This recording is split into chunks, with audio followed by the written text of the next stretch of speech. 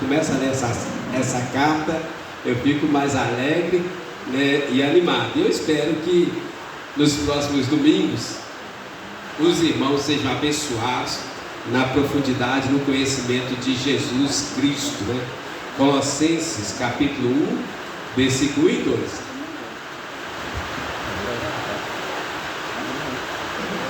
Eu vou ler uma vez, depois nós leremos juntos. Colossenses 1, versículo 1 e versículo 2.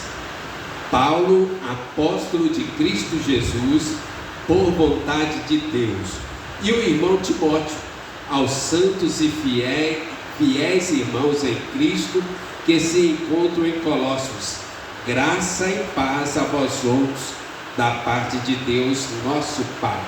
Vamos ler juntos?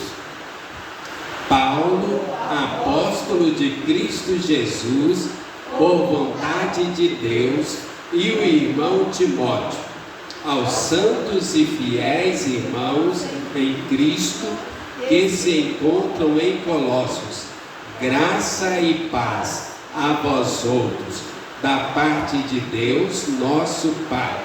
Amém. Irmãos, hoje eu queria que a gente meditasse um pouco sobre a origem e o propósito da Igreja de Cristo. E eu queria começar pensando sobre a origem da nossa igreja. A nossa igreja presbiteriana região leste, que tem esse propósito aqui, amor a Deus, amor ao próximo, até os confins da terra, ela surgiu de uma forma assim, bem inusitada.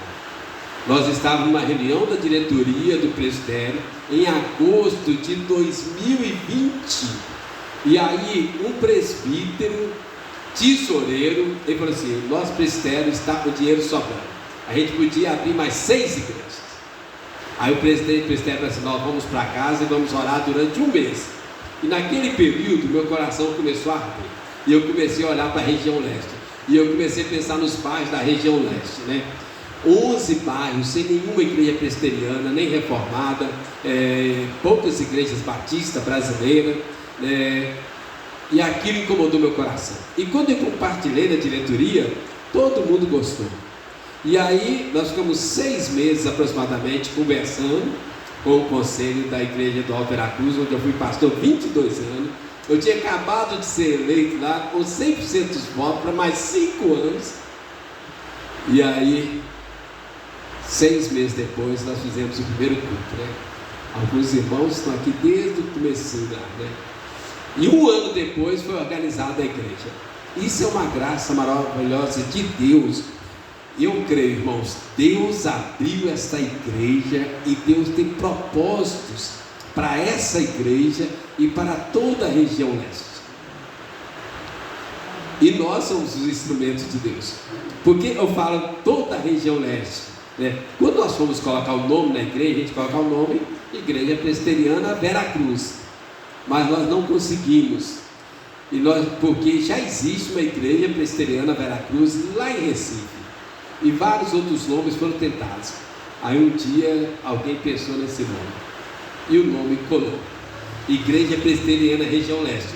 Irmãos, toda igreja em todo mundo, se é uma igreja de Cristo, via de regra, ela começa de uma forma inusitada, impensada, uma obra de Deus, né?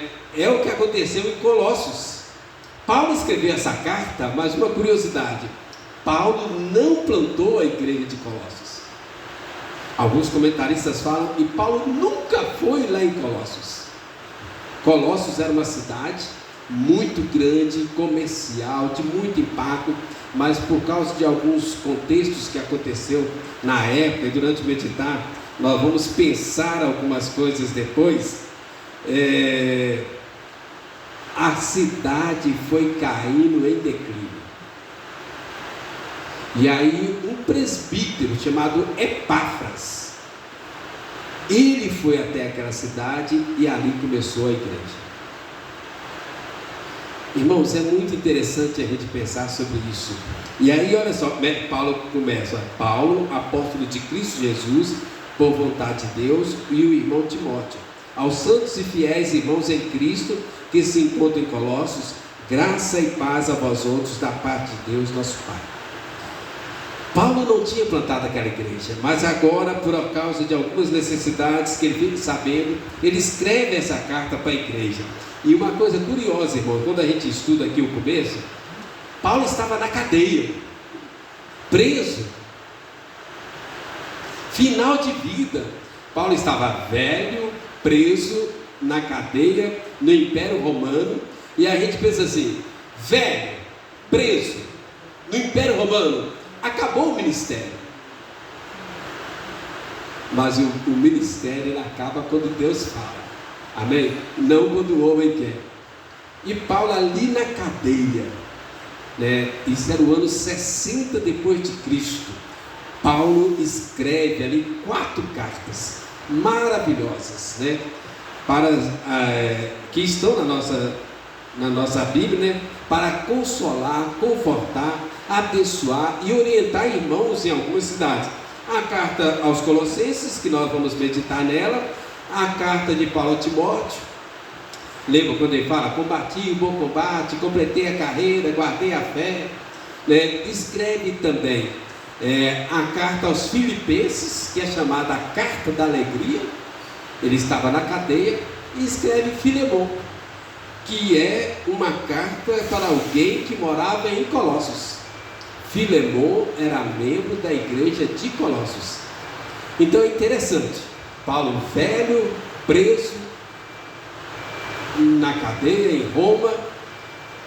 Teoricamente o ministério acabou, mas para Deus não tinha acabado, e Deus toca o coração de Paulo, e ele escreve 4 cartas maravilhosas que estão aqui registradas nas Escrituras Sagradas. E aí, irmãos, eu queria que a gente pensasse 3 coisas importantes sobre a origem de uma igreja, que está aqui nos nossos versículos aí. Paulo ele escreve para resolver alguns problemas, algumas situações, mas traz dicas, orientações, princípios que são muito importantes para nós. O reverendo Hernandes, eu estava lendo o livro dele, o comentário dele sobre Colossenses, ele fala assim: a carta de Paulo aos Colossenses é o maior tratado cristológico do Novo Testamento. E nós vamos tentar caminhar e conhecer um pouco mais sobre isso, né? Quem é Cristo e a igreja de Cristo. Amém? Então, 3 características importantes aqui da igreja para nós hoje, aqui nessa noite aqui. Primeiro, a origem da igreja. Paulo, falando dele, ele fala assim: Paulo, apóstolo de Cristo Jesus, por vontade de Deus. Isso aqui é um princípio muito interessante, irmãos. Paulo fala, por vontade de Deus. Paulo se tornou apóstolo pela vontade de Deus e plantou muitas igrejas, né? A igreja em Colossos, ela surgiu pela vontade de Deus.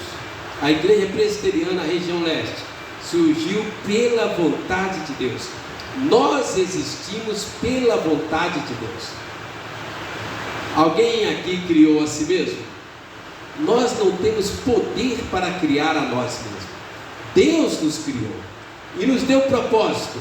Deus criou a igreja de Colossos, Deus criou a igreja presbiteriana na região leste. Vejam bem, irmãos, onde eu estou querendo chegar. Paulo não escolheu ser apóstolo. Na verdade, quando ele foi chamado, ele estava ali na estrada de Damasco, com cartas de autorização, indo perseguir os cristãos. Quando ele teve um encontro com Jesus, naquele encontro ele foi convertido e foi chamado. Se Paulo pudesse escolher, eu acho que ele nunca seria apóstolo. É assim com os missionários, é assim com os pastores e seminaristas. Ninguém escolhe ser missionário, ninguém escolhe ser pastor, ninguém escolhe ser apóstolo. Isso acontece pela vontade de Deus. As igrejas nascem ou morrem pela vontade de Deus. Assim nasceu a igreja de Colossos, assim nasceu a nossa igreja, de uma forma inesperada, mas pela vontade de Deus. Deus planta igrejas para fazer o seu nome conhecido, para abençoar famílias, transformar comunidades e levar o evangelho da graça para outras pessoas, né?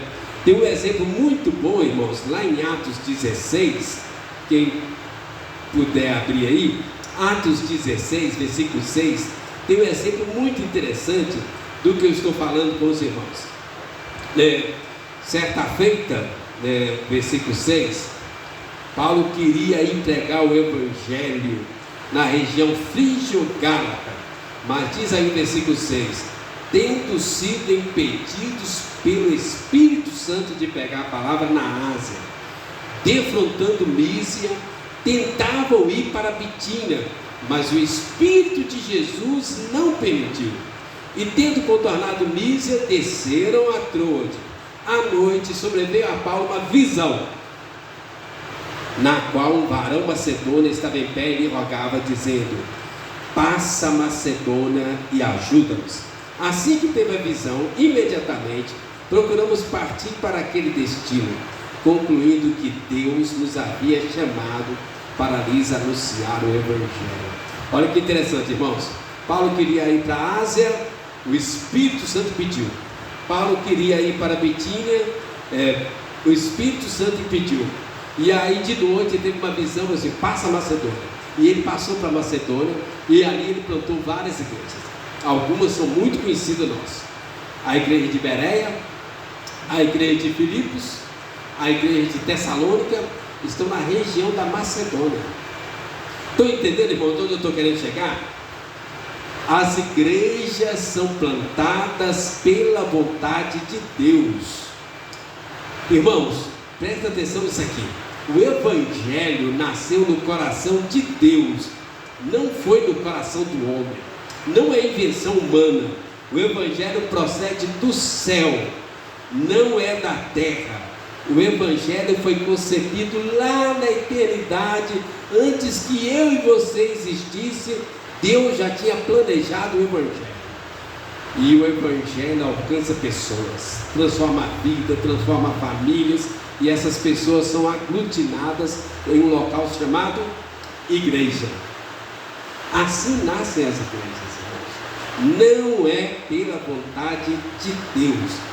As igrejas são plantadas por causa da ação do Evangelho, alcançando vidas, transformando famílias, transformando comunidades, e aí as pessoas começam a reunir em igreja, e aí surge a igreja. Então, a nossa igreja surgiu pela vontade de Deus. Nós estamos aqui nessa noite pela vontade de Deus. Mas olha o que Paulo fala mais, volta lá em Colossenses, capítulo 1. Então, primeira característica aqui: a igreja tem sua origem na vontade de Deus, lá no céu, não aqui na terra. Segundo, olha as características das pessoas da igreja. E na hora que eu ler, você vai olhar para você ler e vai pensar assim: eu não sou isso. Mas olha o que Paulo fala: aos santos e fiéis irmãos em Cristo. As pessoas da igreja são chamadas santos e fiéis, irmãos em Cristo. Irmãos, Deus tem planos, Deus tem propósito para as pessoas da igreja. E começa com isso aqui, olha: santidade, fidelidade, santos e fiéis irmãos em Cristo. Às vezes essas palavras estão um pouco desgastadas. Se você olhar lá no original, a palavra santos vem de hagios, no grego, significa separado, consagrado, dedicado exclusivamente a Deus. Nós somos santos de Deus, fiéis, né? Significa assim, perseverança em fazer aquilo que é santo. Irmãos, presta atenção no detalhe: aqui não fala que nós somos perfeitos.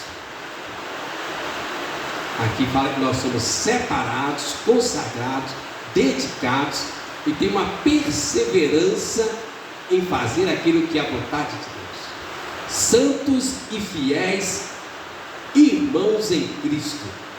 Irmãos, os colossos, o povo ali de Colossos, né, os colossenses, eles eram pagãos, uma cultura idólatra. A Havia ídolos para cada necessidade da pessoa. Se a pessoa tinha uma necessidade X, eles criavam um ídolo para aquela necessidade. E eles viviam em função da idolatria. E eles tinham muitas fantasias. E eles viviam em torno da idolatria, da fantasia e do paganismo. Mas nós sabemos que essas coisas não satisfazem o coração. Até que um dia eles foram alcançados pelo Evangelho, conheceram a Cristo, foram convertidos, transformados, se tornaram santos e fiéis. Eles não se tornaram perfeitos, mas santos e fiéis. Ou seja, eles foram alcançados, separados, consagrados por Deus, para Deus, até a volta de Cristo. E serão guardados até a volta de Cristo. Quer ver o texto que fala sobre isso? Olha, 1 Coríntios, capítulo 4, versículo 2. Fala assim, olha, primeira carta de Paulo aos Coríntios, capítulo 4, versículo 2. Assim, ora, além disso, o que se requer dos despenseiros é que cada um deles seja encontrado fiel. Agora, olha o capítulo 10, versículo 13. Vamos ler junto, você que abriu? 1 Coríntios 10, 13. Não vos sobreveio tentação que não fosse humana, mas Deus é fiel, e não permitirá que sejais tentados além das vossas forças. Pelo contrário, juntamente com a tentação, vos proverá livramento, de sorte que a possais suportar. Santos e fiéis, separados, consagrados por Deus, para Deus, guardados até a volta de Cristo. Nós somos falhos, somos pecadores, podemos até cair, mas não ficará prostrado, amém? Ninguém está livre de errar, ninguém está livre de pecar, ninguém está livre de desviar, ninguém está livre de cair, mas a promessa de Deus é que você é separado por Deus, separado para Deus, guardados por Deus, até a volta de Cristo. Nós caímos, mas a graça de Deus nos levanta. Eles deixaram seus ídolos, deixaram o paganismo, deixaram as suas fantasias e depositaram a confiança exclusivamente na pessoa e na obra de Cristo. Depois nós vamos pensar um pouco mais sobre Cristo, mas hoje eu queria que vocês entendessem isso. Antes, eles viviam no paganismo, na idolatria, na fantasia das suas mentes e corações. Não resolveu nada. Agora eles foram alcançados pelo Evangelho, pela graça de Deus, foram transformados, separados, consagrados por Deus, para Deus, guardados na perseverança até a volta de Cristo. Isto é a igreja.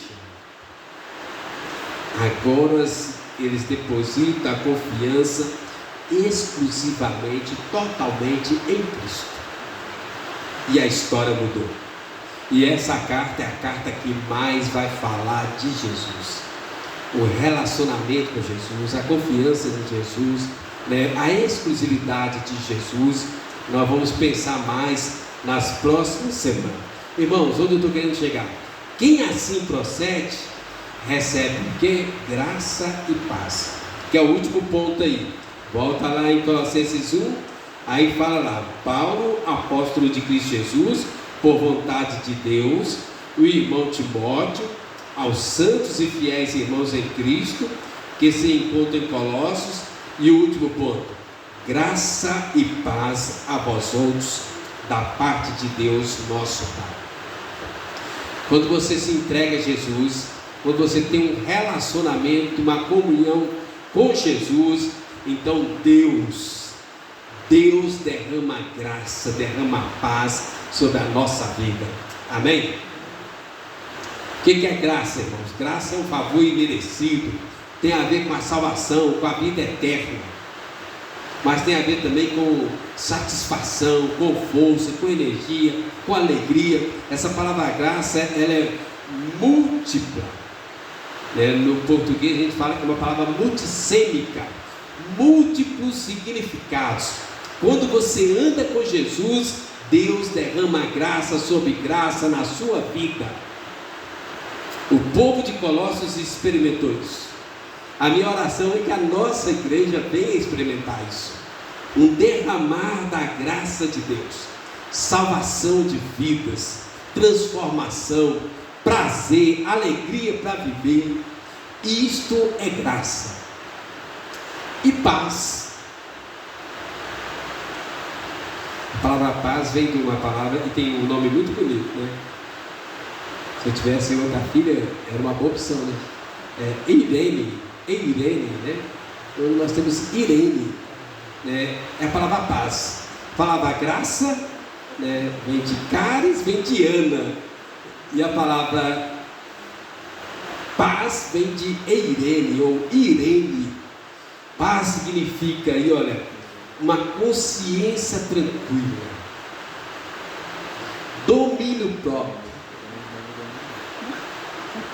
equilíbrio, independente das circunstâncias. Venha a tempestade que vier, venha a luta que vier, as provações, as tribulações, as tentações, as privações, a paz de Deus em nosso coração nos fortalece, nos capacita a continuar avançando. Amém? Então, Paulo deseja isso para os colossenses, e eu desejo isso para a nossa igreja. Quando nós andamos com Jesus, Deus derrama graça, Deus derrama paz, né? Uma força e uma alegria que não se explica, e uma tranquilidade e um domínio próprio que vai além das aparências. Tem a ver com a reconciliação do homem com Deus. Irmãos, prestem atenção nisso. A maior causa da nossa falta de paz não são as circunstâncias do dia a dia, mas é a falta de Jesus em nosso coração. Se nós recebermos Jesus, andarmos com Jesus, pode vir tempestade que nós vamos ter paz. Mas a pessoa que não tem Jesus, até no meio da paz, ela tem guerra. Ela nunca vai ter paz. Nunca vai ter paz, né? A graça e a paz são derramadas por Deus na igreja. Quando a igreja anda com Jesus. Olha Romanos 5, irmãos, só um versículo para os irmãos verem que interessante. Romanos 5, versículo 1 e 2. Vamos ler juntos? Romanos 5, versículo 1 e 2. Irmãos, onde eu estou querendo chegar? O ser humano, devido aos seus pecados, ele não tem paz. Mas quando ele recebe Jesus, se entrega a Jesus, ele é separado, é consagrado, anda com Jesus, aí a graça e a paz é derramado na vida dessa pessoa.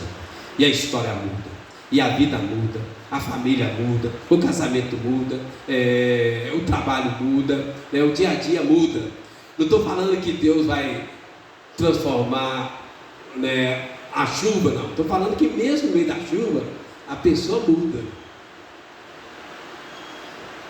Quando a gente não tem Jesus, qualquer coisa tira a nossa paz. Mas quando a gente tem Jesus, você pode ter um patrão chato, você não perde a paz, nem a alegria.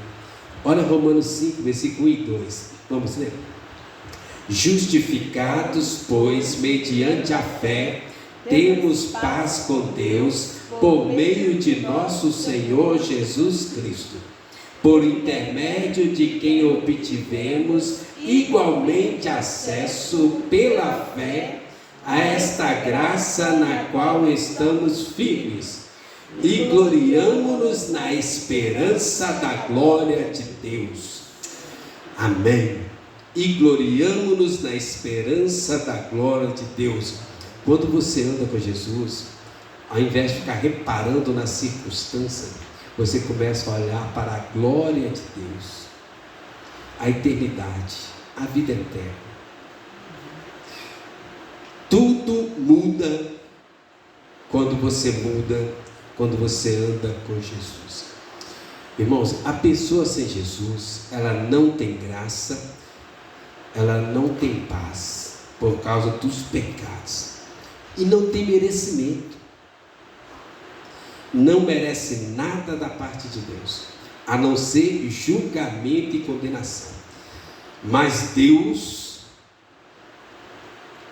quando a pessoa recebe Jesus, derrama graça, derrama paz, muda a vida, muda a história. Irmãos, onde eu estou querendo chegar aqui, olha, Deus tem uma nova história para a nossa vida. Amém? Para a nossa igreja, para a nossa família. Deus tem uma nova história. Começa com Jesus. Não começa comigo nem com você. Começa com Jesus. E nós conectados em Jesus. E aí Deus derrama graça. Deus derrama paz. Deus muda a história. Deus transforma as vidas e as famílias. Este é o princípio e o propósito da igreja. É para isso que a igreja existe. Para ser um canal, um lugar onde haja graça, onde haja paz, onde as pessoas sejam abençoadas, famílias sejam transformadas, fortalecidas. Então eu queria concluir, irmãos, fazendo duas observações rápidas. Primeiro, a igreja de Colossos foi atingida por falsas ideias, paganismo, fantasias, estava desorientada, mas a igreja voltou os olhos para Jesus. As pessoas voltaram a olhar para Jesus e a história mudou. Graça e paz foram derramados naquela igreja. E aí, irmãos, uma última observação. Aí Paulo fala assim, aos santos e fiéis irmãos em Cristo que se encontram em Colossos.